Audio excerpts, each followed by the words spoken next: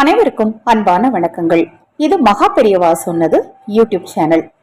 ஒரு சிலருக்கு பாத்தீங்கன்னா வாழ்க்கையில அடிக்கடி தோல்வி ஏற்பட்டுக்கிட்டே இருக்கும். அதை போல மனக்குழப்பம், எதுவுமே முடிவெடுக்க முடியாத ஒரு சூழ்நிலையில வாழ்ந்துட்டு இருப்பாங்க.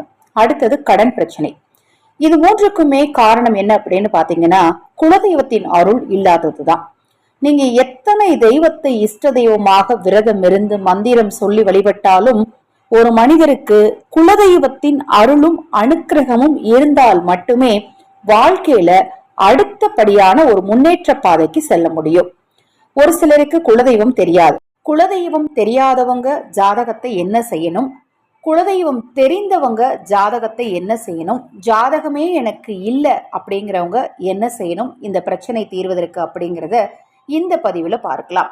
இப்ப முதல்ல ஜாதகம் இருக்கு, குலதெய்வமும் தெரியும் அப்படிங்கிறவங்க என்ன செய்யணும் அப்படின்னு பாத்தீங்கன்னா, ஒவ்வொரு மாதமுமே உங்கள் பிறந்த நட்சத்திரம் வரும். உதாரணமா இப்ப நீங்க பிறந்த நட்சத்திரம் புனர்பூசம் அப்படின்னு வச்சுக்கோங்க. அந்த மாதத்துல என்னைக்கு புனர்பூசம் நட்சத்திரம் வருதோ அன்றைய நாள்ல உங்க ஜாதகத்தை எடுத்து உங்க குலதெய்வ கோயிலுக்கு கொண்டுட்டு போய் குலதெய்வத்தின் பாதத்துல வச்சு ஏதாவது இனிப்புகளை வாங்கி ஆதரவற்றவர்களுக்கு கொடுத்துட்டு வாங்க. உங்க வாழ்க்கையில நல்ல ஒரு மாற்றம் உண்டாகும். எனக்கு ஜாதகம் இல்லை அப்படிங்கிறவங்க மாதத்துல பௌர்ணமி அல்லது அமாவாசை நாட்கள்ல குலதெய்வ கோயிலுக்கு போய் உங்க பேருக்கு ஒரு அர்ச்சனை செய்துட்டு வாங்க. எனக்கு குலதெய்வமே தெரியாது அப்படிங்கிறவங்க உங்க ஊர் எல்லையில இருக்கக்கூடிய கோயில்கள், இப்ப எல்லை தெய்வம் அப்படின்னு ஒவ்வொரு ஊர்கள்லையுமே எல்லை தெய்வங்கள் இருக்கும். எனக்கு அதுவும் தெரியாது அப்படிங்கிறவங்க உங்க ஊர்ல இருக்கக்கூடிய சிவாலயம் அல்லது வைத்தீஸ்வரன் கோயிலுக்கு போய் உங்க பேருக்கு அர்ச்சனை செய்துட்டு வாங்க. இப்படி நீங்க செஞ்சீங்க அப்படின்னா கண்டிப்பா ஜாதக ரீதியா உங்களுக்கு இருக்கக்கூடிய தோஷங்கள் கூட நீங்கும்.